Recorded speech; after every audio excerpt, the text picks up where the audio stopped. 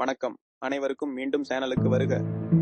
நீங்கள் சமீபத்தில் செய்திகளை படித்துக் கொண்டிருந்தால் அல்லது உங்கள் நண்பர்களுடன் அரட்டை அடித்துக் கொண்டிருந்தால் நீங்கள் அதை கேள்விப்பட்டிருக்கலாம். ஏஐ விஷயங்களை உலுக்கிக் கொண்டிருக்கிறது. ஒரு சிறந்த நேரம். ChatGPT கட்டுரைகள் எழுதுவதிலிருந்து கார்களை இணைக்கும் ரோபோக்கள் வரை செயற்கை நுண்ணறிவு நாம் செயல்படும் விதத்தை மாற்றுகிறது. ஆனால் இங்கே மறுபக்கம் உள்ளது. இது பணி நீக்கங்களுக்கும் வழிவகுக்கிறது. ஆம், உண்மையான மக்கள் உண்மையான வேலைகளை இழக்கிறார்கள். எனவே இன்று இது ஏன் நடக்கிறது, யார் கடுமையாக பாதிக்கப்படுகிறார்கள், எதிர்காலத்திற்கு இது என்ன அர்த்தம் என்பதை பற்றி நாம் ஆழமாக அழுத்தவும் தொடங்குவோம். சரி, காட்சியை அமைப்போம். ஏஐ என்பது இனி வெறும் அறிவியல் புனைகதை கனவு அல்ல. அது இங்கே இருக்கிறது.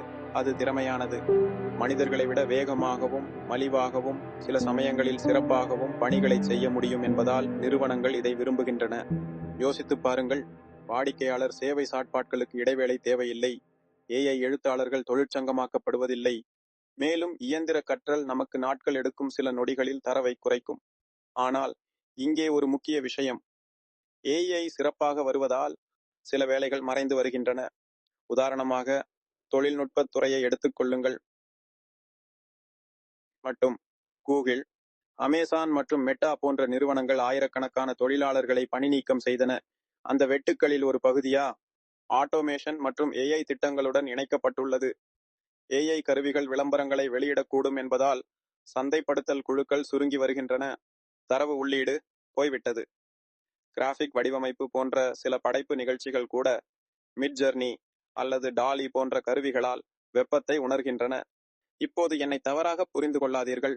ஏஐ பயிற்சியாளர்கள் அல்லது நெறிமுறையாளர்கள் போன்ற வேலைகளையும் ஏஐ உருவாக்குகிறது. ஆனா பிரச்சனை என்னன்னா, அது கொல்லும் வேலைகள் பெரும்பாலும் அது உருவாக்கும் வேலைகளை விட அதிகமாக உள்ளன. மக்கள் தோல்வி அடைகிறார்களா? பொதுவாக தொடக்க நிலை பணியாளர்கள் அல்லது மீண்டும் மீண்டும் வேலை செய்பவர்கள். ஒரு நிமிஷம் இதை நிஜமாக்குவோம். நீங்கள் ஒரு வாடிக்கையாளர் ஆதரவு பிரதிநிதி என்று கற்பனை செய்து பாருங்கள். நீங்கள் பல வருடங்களாக இதில் ஈடுபட்டு வருகிறீர்கள். மக்கள் தங்கள் கேஜெட்களை சரி செய்து கொள்ள உதவுகிறீர்கள். பின்னர் ஒரு நாள் உங்கள் முதலாளி, ஏய், எங்களிடம் இப்போது ஒரு ஏஐ சாட்பாட் உள்ளது. அது 80% அழைப்புகளை கையாளுகிறது. உங்களில் பலர் எங்களுக்கு தேவையில்லை என்று கூறுகிறார். பூம், நீங்கள் வெளியே இருக்கிறீர்கள். அது கற்பனையானது அல்ல, அது நடக்கிறது. நான் இந்த கதையை ஆன்லைனில் கண்டேன். 16 வயதான மார்க் என்ற நபர் ஒரு கப்பல் நிறுவனத்தில் தளவாடத் துறையில் பணிபுரிந்தார். ஒரு ஏஐ அமைப்பு பொறுப்பேற்கும் வரை அவரது வேலை டெலிவரிகளை திட்டமிடுவதாகும். கடந்த ஆண்டு அவருக்கு ஒரு பிங்க் ஸ்லிப் கிடைத்தது. நான் அதை வருவதை கூட பார்க்கவில்லை என்று கூறினார். அல்லது எக்ஸில் நான் படித்த நகல் எழுத்தாளரான சாராவை எடுத்துக் கொள்ளுங்கள்.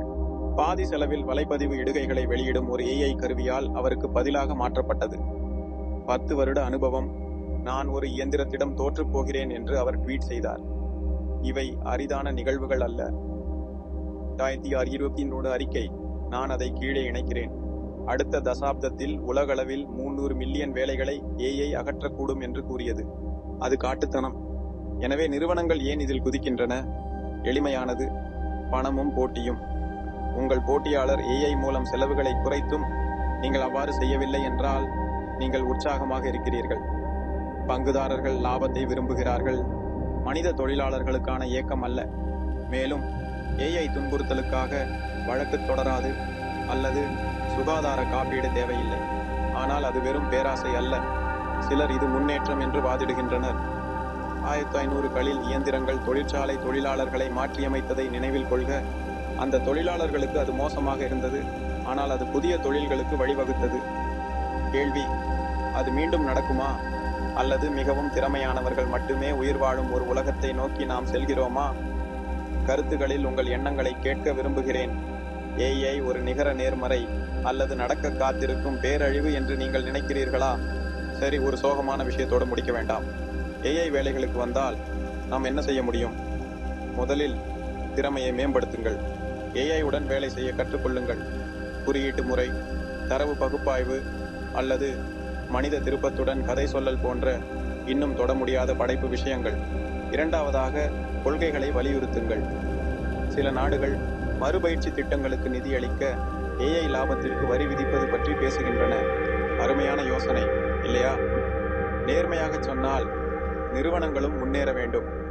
பணி நீக்கங்கள் இப்போது பணத்தை மிச்சப்படுத்தக்கூடும்.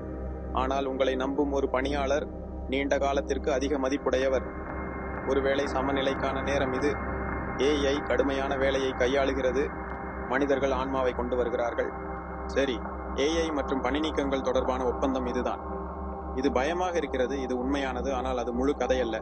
நீங்கள் என்ன நினைக்கிறீர்கள்? உங்கள் வேலையில் ஏஐ பொறுப்பேற்பதை நீங்கள் பார்த்திருக்கிறீர்களா? அல்லது நீங்கள் அலையில் சவாரி செய்கிறீங்களா? உங்கள் கதைகளை கீழே பதிவிடுங்கள். நீங்கள் ஏற்கனவே சந்தா செய்யவில்லை என்றால் எங்கள் அடுத்த ஆழமான டைவை தவற விடாமல் இருக்க அந்த மணியை அழுத்தவும். பார்த்ததுக்கு நன்றி. அடுத்ததுல உங்களை பார்ப்போம்.